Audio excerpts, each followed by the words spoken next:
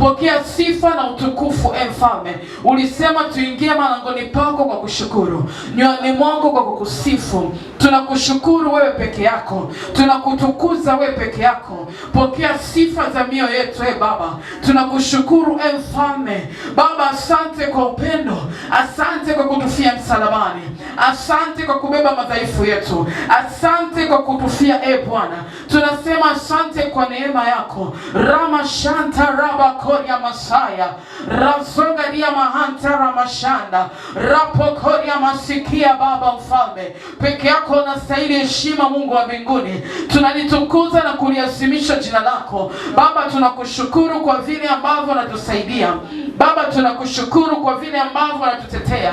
Tuseme nini mbele zako Baba? Watoto wako tumekusanyika mahali hapa kwa ajili ya neno moja tu, kwa ajili ya shukurani mbele zako. Maana kuna wengi ambao waliamka siku ya leo, lakini muda na wakati huu Bwana hawajapata kuona neema ya pumzi yako. Lakini sisi Mungu umetupa neema, umetupa mikono na miguu miwili Bwana, umetupa sauti ya kukuimbia, umetupa sauti ya kukutukuza, umetupa nguvu ya kuja ibadani siku ya leo. Mungu tunasema asante Baba, tunakushukuru kwa vile ambavyo unatusaidia. Tunasema asante Baba kwa kutuepusha na kila mitego ya ibilisi shetani, kila mitego ambayo alijaribu kuinua juu yetu.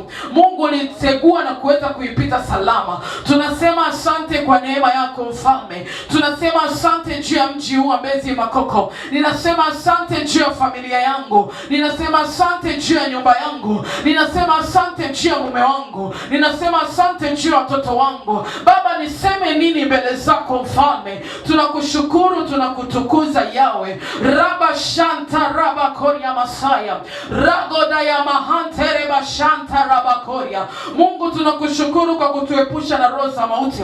Tunakushukuru na kutuepusha na roho za mitego. Tunakushukuru na kutuepusha na kila roho zote za aibu. Baba, tunasema asante.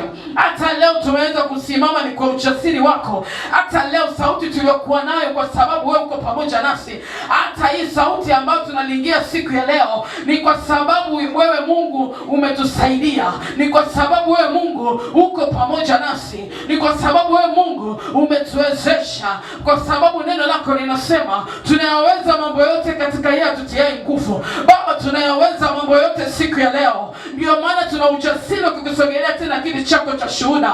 Tuna ujasiri kusogelea kiti chako cha shukrani. Tunasema asante Mfalme. Raba shanta raba konya masikia.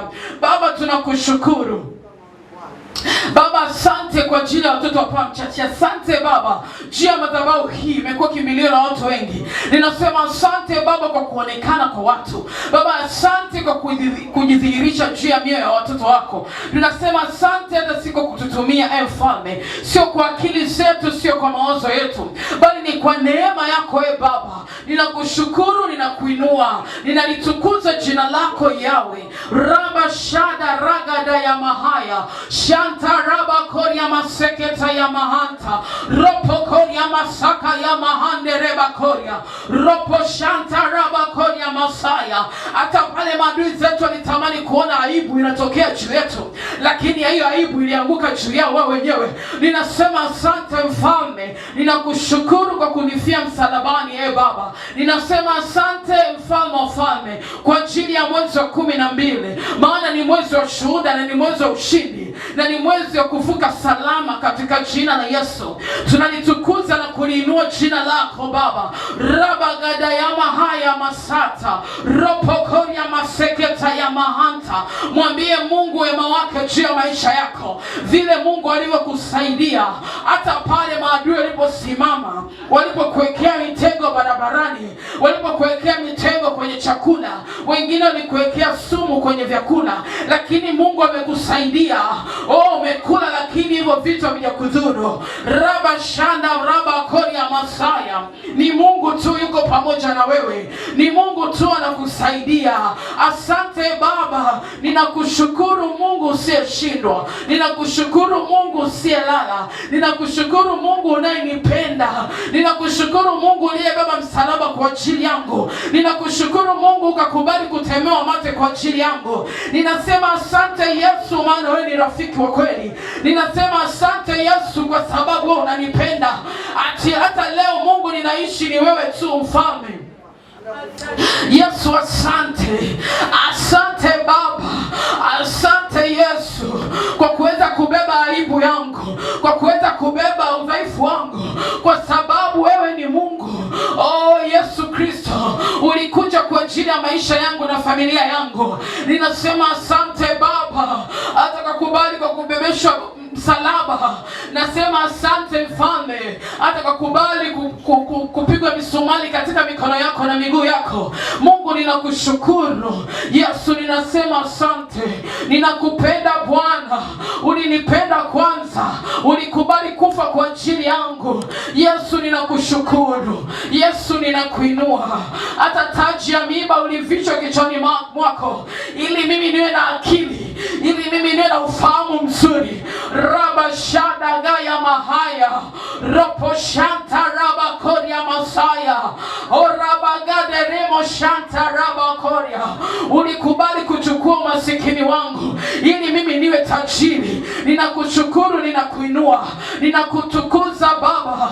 Niseme nini mbele zako? Hata pale ninapofika mwisho wa akili zangu, wewe Mungu ndipo unapoanzia. Wewe Mungu ndipo unapoanzia. Pale ninapochoka Baba, unanitia nguvu. Pale ninapofika mwisho wa akili zangu, wewe unakuwa pamoja na mimi. Unanishangaza kila wakati. Unanishangaza kila sekunde. Unanishangaza kila dakika. Ambapo siku ninaamka sina fedha, lakini Mungu unaniinulia watu. Oh Yesu, niseme nini Baba? Rogoda ya mahaya mashanta rabakoria. Wewe ni Mungu uliyejaa upendo wa kipekee. Hata mume wangu ana upendo wa namna hiyo. Hata baba yangu ana upendo wa namna hiyo. Hata mama yangu ana upendo wa namna hiyo. Mungu ninakushukuru kwa upendo wako. Baba ninakushukuru kwa kibali chako juu ya maisha yangu.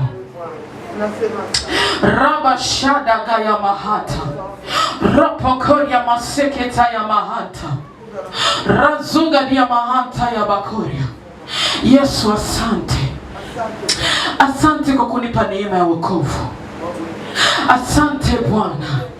Sio kwamba mimi ni mwema sana kuliko wengine, bali ni kwa neema tu Baba ninaishi. Ninalitukuza jina lako na kuliazimisha jioni ya leo. Baba asante. Asante kwa kunisaidia. Asante Bwana. Asante mfalme. Tena mbele za Mungu kwa unyenyekevu mkubwa, tukamwambie Mungu akaturehemu, maana bila yeye hatuwezi chochote. Razo gadia mahanta ya makoria. Shada raba koria masaya. Sema katika jina la Yesu.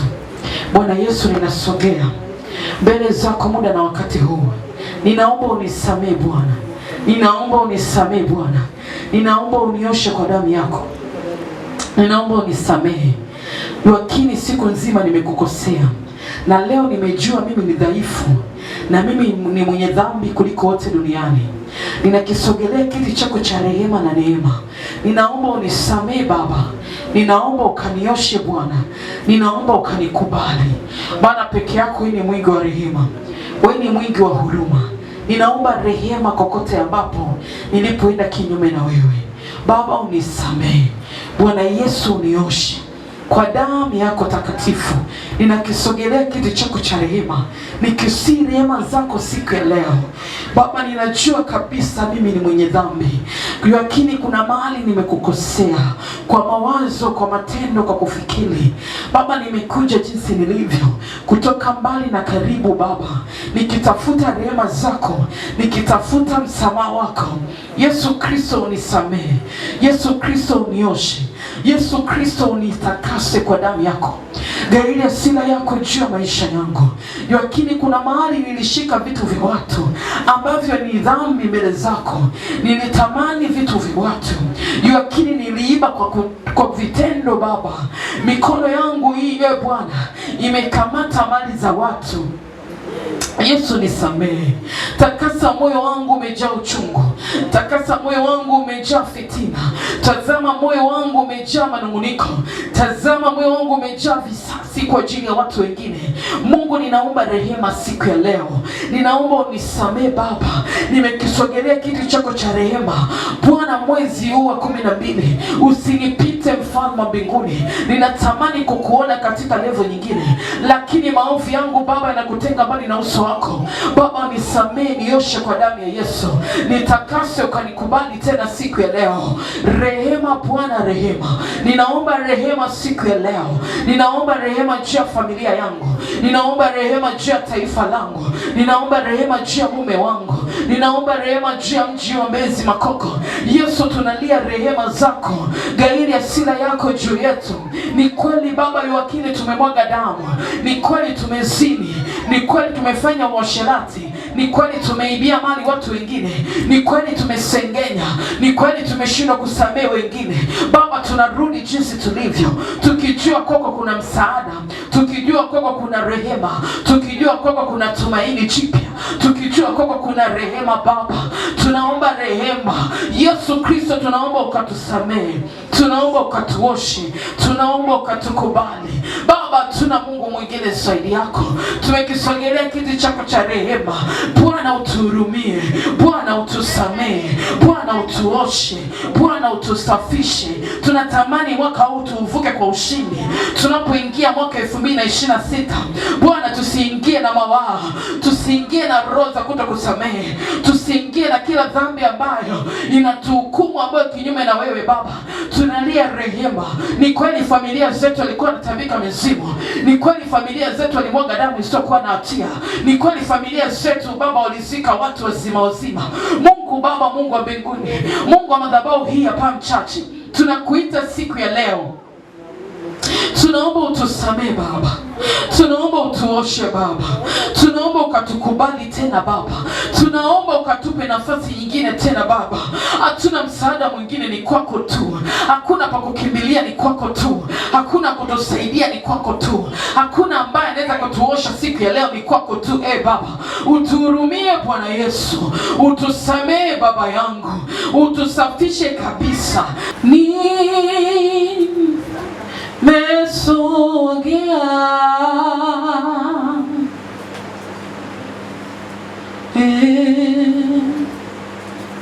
chini pako Baba, unisafi kwa damu ya kwako. Sema katika jina la Yesu. Roho Mtakatifu, ninakualika karibu ndani yangu, unisaidie siku ya leo. Ninakuomba unijaze uwepo wako ndani yangu. Ninakuomba Roho Mtakatifu, Roho Mtakatifu, Roho Mtakatifu, utatu wa Mungu, nijaze Baba. Nisaidie Bwana siku ya leo, niwezeshe kutambua na kukuona kwa viwango vingine. Piga makofi, mkaribishe Roho Mtakatifu. Mwambie Roho, Bwana nina kiu na wewe. Ninaanja na wewe siku ya leo. Ninaomba unisaidie Bwana. Ninaomba usaidie maisha yangu. Ninaomba unisaidie maisha yangu ya kiroho na kimwili. Nijaze uwepo wako Bwana. Jaza maisha yangu Bwana. Karibu Roho Mtakatifu, unisaidie siku ya leo, muda na wakati huu Bwana. Roho Bwana, shuka ndani yangu. Nijaze uwepo wako, nijaze nguvu zako Roho Mtakatifu. Nina haja na wewe, nina haja na wewe, nina kiu na wewe. Nifundishe Baba. Ninaomba siku ya leo, tawala anga mahali hapa, tawala hali ya leo mahali hapa. Unifundishe unifundishe Baba, kwa akili zangu siwezi. Ninaomba leo unifundishe, unijaze mamlaka yako, uwepo wako, niweze kusikia kutoka kwako. Raba shanda rapa koria razagaria mahanta shada raba koria masaya shanta raba koria masika ropo koria masikia. Bwana Roho Mtakatifu nijaze uwepo wako Bwana. Kichwa cha habari cha somo letu ni andika Christmas ni ukumbusho wa ujio wa pili wa Bwana wetu Yesu Kristo. Christmas ni ukumbusho wa ujio wa pili wa Bwana wetu Yesu Kristo. Bwana Yesu asifiwe. Twende tukasome kitabu cha Kutoka 32 mstari wa kwanza mpaka ule wa 4. Bwana Yesu asifiwe. Tukasome Luka 18:8. Nawaambia, atawapatia haki upesi, walakini atakapokuja Mwana wa Adamu, je, ataiona imani? Bwana Yesu asifiwe. Kwa Kristo anasema, je, atakaporudi ataikuta imani? Anauliza, je, atakaporudi ataikuta imani? Kwa nini ameuliza hivyo kupitia kitabu cha Luka? Kwa sababu katika ujio wake wa kwanza alipokuja, wana wa Israeli walifanyaje? Walimkataa. Bwana Yesu asifiwe. Tumesoma kutoka katika kitabu cha Kutoka 32:1-4 kwa namna ya kwamba wana wa Israeli baada ya kukombolewa kutoka katika mikono ya utumwa, kutoka katika nchi ya utumwa, tunaambiwa ilifika mahali wakarudi wakaenda kuabudu miungu. Bwana Yesu asifiwe. Kwa imani kwa Kristo, imani kwa Mungu ambaye ndiye Mwokozi haikuwa katikati yao. Walimkataa Kristo na hata kufanyaje? Kumsulubu.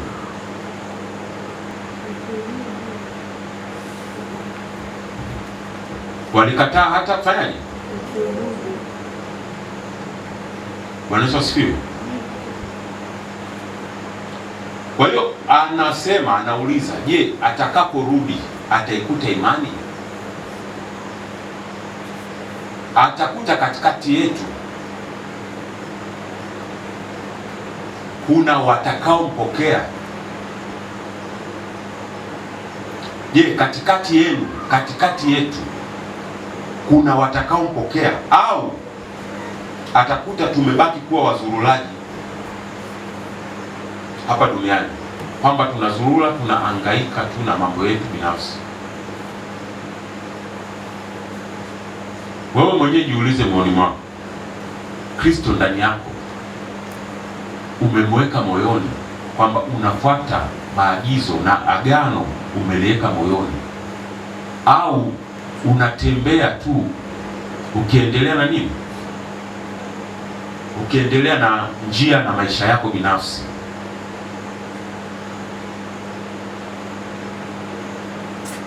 Je, agano ambalo Kristo alilifia msalabani ili kuweza kukuokoa na kufanyika kuwa Mwokozi,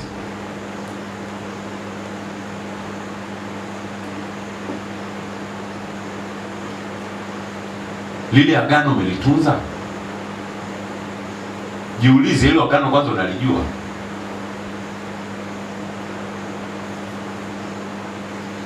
Ukishajiuliza maswali hayo, ndipo utakapogundua kwamba safari yako aidha, je, umeshaianza au unafikiri umeianza au bado hujaianza.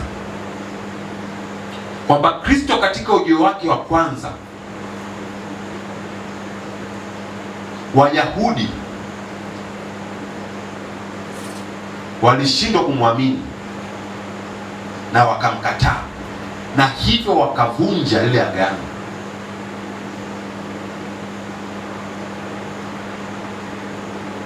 Ikampasa kuileta agano jipya, agano ambalo ahadi yake ni uzima wa milele, agano lililoboreshwa,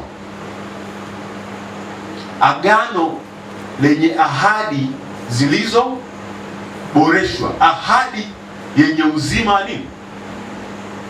Uzima wa milele.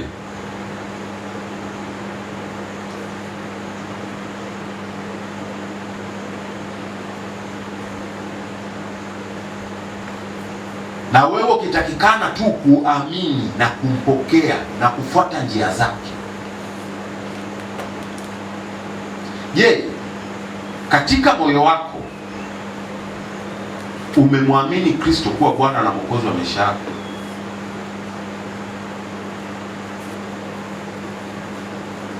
Na atakaporudi kwa mara ya pili ataikuta imani? Yaani ndani yako ataikuta imani?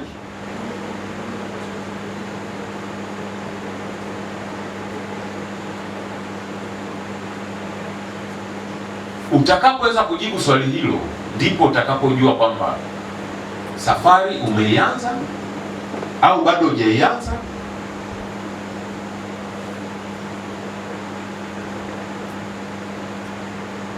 Kwa hiyo Christmas ni ukumbusho wa ahadi, ni ukumbusho wa unabii, ni ukumbusho wa ile sheria ambayo Kristo ameiacha katikati yetu. Alipoondoka kwa mara ya kwanza na akaahidi ujio wake mara ya pili, kwa kuwa amezaliwa, maana yake kwamba atakuja tena. Je, atakapokuja mara ya pili ataikuta ahadi? Ataikuta imani?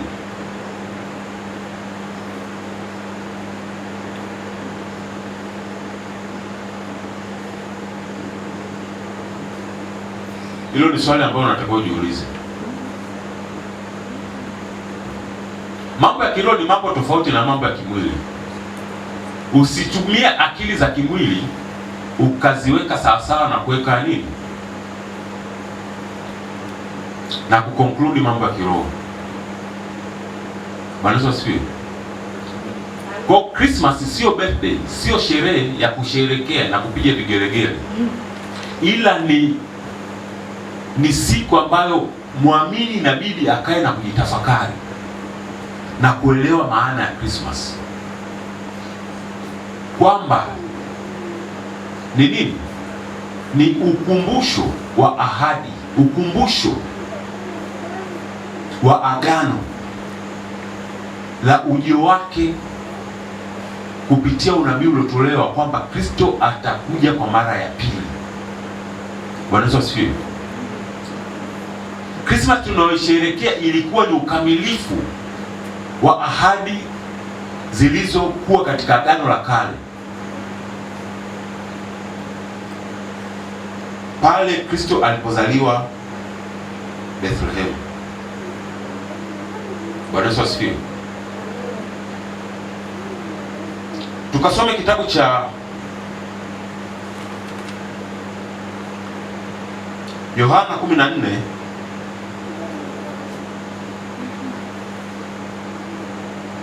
Yohana 14 mstari wa kwanza mpaka wa 3. Anasema, basi mimi nikienda na kuwaandalia mahali, nitakuja tena kuwakaribisha kwangu, ili nilipo mimi nanyi muwepo. Nitakuja tena kuwakaribisha kwangu. Manake ahadi ya pili ni ahadi ya uzima wa milele. Bwana Yesu asifiwe. Amina. Katika agano jipya ahadi iliyopo ni ahadi ya uzima wa milele. Mstari wa 4, mstari wa 4 anasemaje? Nami niendako mwaijua njia. Kwa hiyo maana yake ni kwamba kila mwamini anategemewa hii njia awe anafanya, anaijua. Sasa wewe jiulize moyoni mwako, njia hii unaijua?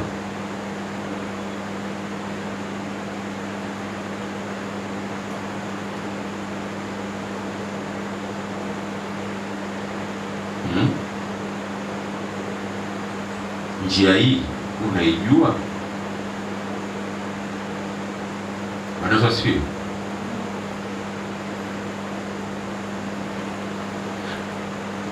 Kwa Christmas ni ukumbusho wa unabii wa ujio wa pili wa Bwana wetu Yesu Kristo. Ni siku ambayo unatakiwa kae ujitafakari, utafakari maisha yako, utafakari moyoni mwako kwamba leo hii Kristo atakaporudi ataikuta imani, kwa sababu wale ambao pekee watakaotwaliwa sio kila mmoja, ni wale tu ambao Kristo atakuta imani. Walizo siwe ataikuta imani, na imani atakayoikuta ni imani ya kumfanyaje? Kumwamini yeye na kumpokea. Walizo siwe wale ambao wametunza nini? Agano. Wale ambao wamelitunza agano. Hatokuja kwa kila mmoja, hatokuja kwa kila mtu, na hatokuja kwa yoyote ambaye nini? Amekiri kuwa yeye ndiye Bwana na Mwokozi wa maisha yake. Kukiri ni kwingine na kutunza agano ni kwingine. Bwana asifiwe. Unaweza ukakiri alafu ukaondoka ukaenda kuendelea na shughuli zako zingine, ukaendelea na mambo yako, kama ilivyo kwa Wakristo wengi wakisikia John mbele wanakuja wanaongozwa sala toba. Baada ya hapo anarudi anaendelea nini na maisha yake. Baada ya kumkiri, je, umeitunza imani moyoni mwako? Na ataikuta imani katikati yenu. Bwana Yesu asifiwe. Ataikuta imani katikati yenu, au atakuta kila mmoja ametoka na kwenda kuzurura, kuhangaika na maisha yake?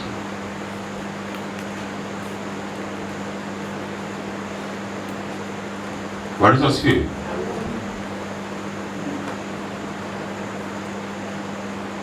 Soma Ufunuo 22:7. Kitabu cha Ufunuo 22:7. Na tazama, naja upesi, heri yeye ayashikaye maneno ya unabii wa kitabu hiki. Na tazama, naja upesi.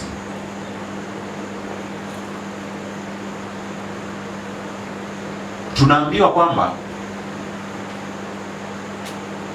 ufalme wa Mungu utakuja kama nini? Kama mwizi, si ndio? Si ndio Biblia inatuambia? Ufalme wa Mungu utakuja kama kama mwivi, lakini kama mwizi. Yaani hautakuja ukipiga hodi ukisubiri kwamba utagongewa hodi. Ndo nimekuja katika unyakuo. Sahau. Tunaambiwa ufalme wa Mungu utakuja kama nini? Kama mwizi, mwivi. Maanake utakuja kama nini? Mwivi. Kunyata, si ndio? Utakuja katika nyakati ambazo hakuna mtu atatarajia. Bwana asifiwe. Na utakuja katika hali ya kawaida kwamba kila mtu atakuwa anaendelea na shughuli zake, lakini kumbe waamini wameshafanyaje? Wameshanyakuliwa na ukurasa umeshafungwa. Bwana asifiwe. Kwa ukikaa na kusubiri kwamba nasubiri tangazo kwamba bado siku 2, utapotea. Unatakiwa uwe tayari muda na wakati wote, kwa sababu ufalme wa Mungu hautapiga hodi. Utakuja utakukuta unaendelea na shughuli zako kama kawaida. Kwani ujio wake wa kwanza Kristo ulipiga hodi? Kuna watu walijua? Sio, walikuwa wanaendelea na shughuli zao kama kawaida, na maisha yalikuwa yanaendelea. Lakini ndio Kristo akawa ameshafanya, ameshazaliwa. Ni malaika waliotoka na kwenda kuwafuata mamajusi na kuwapa habari ya nini? Ya kwamba mfalme ambaye ndiye Mwokozi amefanyaje? Amezaliwa Bethlehem. Bwana Yesu asifiwe. Ndivyo hivyo ufalme wa Mungu utakapofanya, utakapokuja. Na ukisoma Biblia itakwambia ujio wake wa mara ya pili unakuja vipi. Someni Biblia, someni Biblia. Biblia inaelezea kila kitu.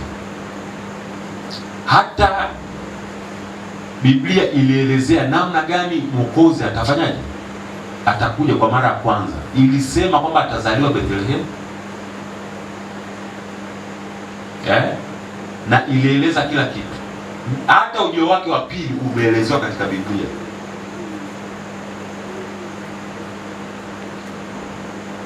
Kwa pasipo kujua na pasipo kutunza imani na pasipo kutunza agano, Kristo atakuja, unyakio utatokea na kukamilika, wewe hata taarifa huna. Bwana asifiwe. Wewe hata taarifa huna, unasubiri unyakuo.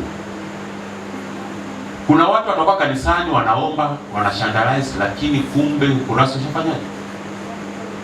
Ushafunga, kwa sababu wanaishi na kuomba pasipo nini? Pasipo kuwa na imani. Anasema, je, nikija nitaikuta imani? Nikija nitaikuta imani? Kwa kitu cha kwanza ni taa ya imani ambayo imewaka ndani mwako. Kitu cha pili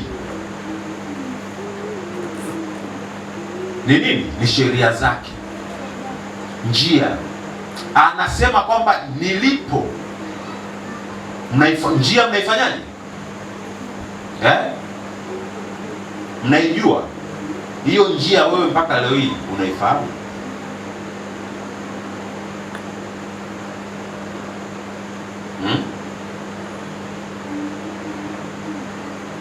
Hiyo njia mpaka leo hii unaifahamu? Kwa hiyo tunapoenda kuamka kesho na kuamkia Christmas, inabidi ukae na utafakari. Hii ni kumbukizi ya ujio wa kwanza wa Kristo. Je, makosa waliofanya watu wa kale ni makosa gani hata wakashindwa kumwamini Kristo? Na makosa hayo utakiwa wewe kufanyaje?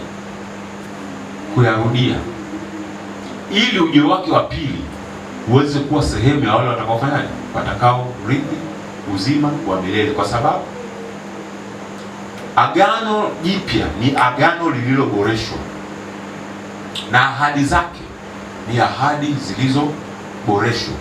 Moja ya ahadi yake ni uzima wa milele. Bwana Yesu asifiwe. Moja ya ahadi za agano jipya ni uzima wa milele. Bwana Yesu asifiwe. Baba, ninaamini kile ambacho tumeachilia siku ya leo katikati yetu tumeweza kukipokea na kukiweka mioyoni mwetu, nawe Bwana ikawe ni nuru na taa iangazayo hatua zetu, itakao tufunua na kutupeleka katika njia ile ambayo umetuahidi, na njia ambayo tayari umeifunua, na njia ambayo ni ya kufuata wewe. Haleluya. Baba, tunaomba rehema pale ambapo tumekutenda uovu, popote ambapo tumejitoa katika uwepo wako. Bwana, tunaomba rehema, ukafunue tena mioyo yetu, tukaweze kulipokea lile agano na kuweza kutembea katika imani na kutunza agano ambalo Bwana tumeingia pamoja nao. Katika jina takatifu la Yesu Kristo tunaomba ukatupe tena kibali, tukatembee katika njia zako, katika uwepo wako, katika nuru yako, na Bwana wetu Yesu Kristo atakaporudi akapate kuikuta imani katika mioyo yetu. Katika Kristo Yesu tunaomba na kushukuru. Amen. Bwana Yesu asifiwe. Pigie Bwana Yesu makofi. Palm Church, sema katika jina la Yesu, ninasimama kinyume na kila mipango miovu ambayo adui ameipanga siku ya kesho au siku ya leo kunikosesha amani, kama umauti, kama ajali. Ninavuruga kila mitego yote ya ibilisi shetani, haitasimama wala haitakuwa. Piga makofi, kemea kila nguvu zote za giza ambazo adui amezitega juu ya maisha yako, kwenye njia yako, katika mipaka yako, katika jina la Yesu. Ule Christmas na maumivu, katayo maumivu katika jina la Yesu. Tunayakatayo maumivu kwa damu ya Yesu. Tunayakatayo maumivu kwa moto katika jina la Yesu Kristo Nazareti aliye hai. Tunakataa kila maumivu kama ajali, taarifa mbaya juu yangu na familia yangu katika jina la Yesu.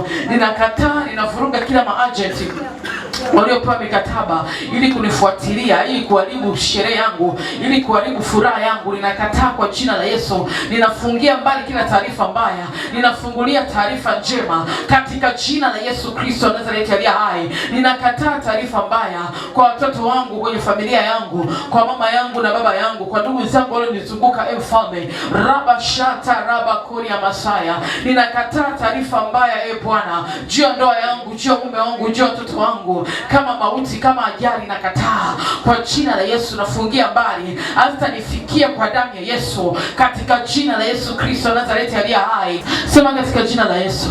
Mungu wa mbinguni, ninaomba kibali, unipe kibali juu ya watu ninaozunguka nao, juu ya watu nitakao furahia nao siku ya kesho katika jina la Yesu. Piga makofi, mwambie Mungu akupe kibali katika jina la Yesu. Mungu akupa kibali kama Esther alipoingia kinyume na sheria na taratibu, lakini mfalme wa Ahasuero akamwambia, hata nusu ufalme wangu nitakupatia. Mwambie Baba, hicho kibali ulichompa Esther kiwe juu yangu Bwana, kiwe juu yangu Bwana, kiwe juu yangu Bwana katika jina la Yesu. Kiwe juu ya familia yangu, kiwe juu ya taifa langu, kiwe juu Mfalme, kwa neema yako Baba katika jina la Yesu. Raba shanta rapo kori ya Masaya, ninaomba hicho kibali kikatembee na mimi, kibali cha afya njema, kibali cha ulinzi, kibali cha neema, kibali cha kustahili pasipo kustahilishwa. Ninaomba Bwana unisaidie, unipe kibali, unipe kibali, unipe kibali, unipe kibali, unipe kibali, unipe kibali, unipe kibali. Palm Church, chapia Bwana Yesu makofi. Imekuwa kwako katika jina la Yesu. Mungu atakupa kibali katika jina la Yesu. Utasherekea vizuri katika jina la Yesu. Maovu sio fungu lako katika jina la Yesu. Mabaya sio fungu lako katika jina la Yesu. Umauti sio fungu lako katika jina la Yesu. Utasherekea vizuri na utarudi nyumbani vizuri katika jina la Yesu. Wale watu waliokusudia kukutana na wewe hawatakosea njia, watafika kwenye njia yako katika jina la Yesu. Pokea baraka hizo katika jina la Yesu Kristo Nazareti aliye hai.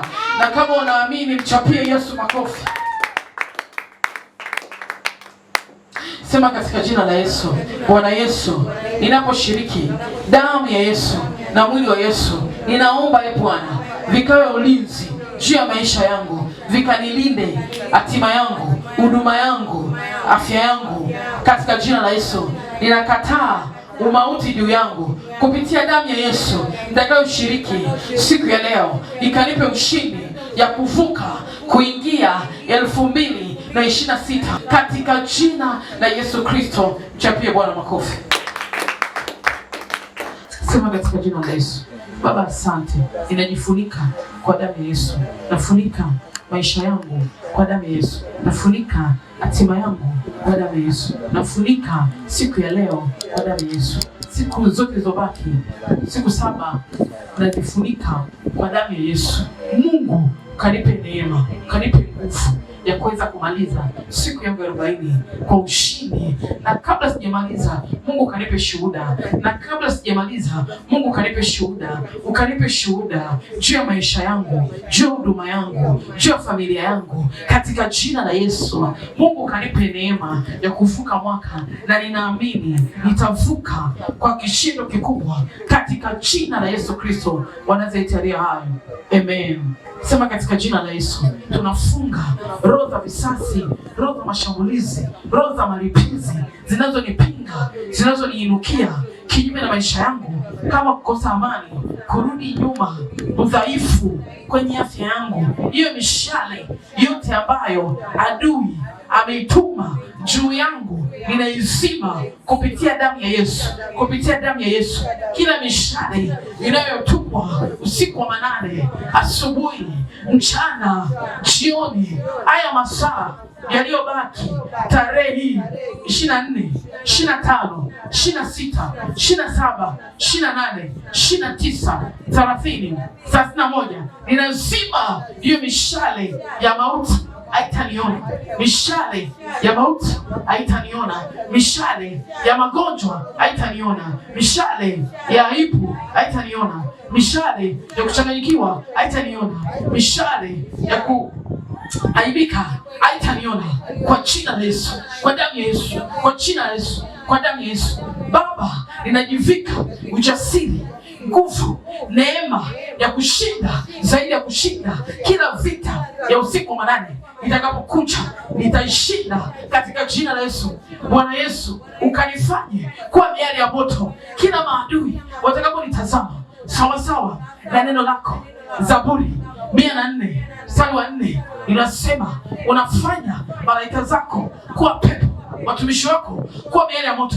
Mungu wa mbinguni, ukatufanye kuwa moto siku ya leo, siku zote zilizobaki tukawe miali ya moto. Maisha yetu, baraka zetu, vyakula vyote, vyumba vyetu, mahali tunapolala, tunapoingia toilet, iwe moto kwa jina la Yesu Kristo wa Nazareti aliye hai. Na kila mwenye pumzi aseme amen. Ukimi. Baba yetu uliye mbinguni, jina lako litukuzwe, ufalme wako uje, mapenzi yako yatimizwe hapa duniani kama huko mbinguni. Tupe leo riziki yetu, utusamehe deni zetu kama sisi tunavyosamehe wadeni wetu, usitutie majaribuni, lakini tuokoe na mwovu, kwa kuwa ufalme wako na nguvu na utukufu na hata milele. Amen. Hakika wema na fadhili zitatufuata siku zote za maisha yetu, nasi tutakaa nyumbani mwa Bwana milele na milele. Amen.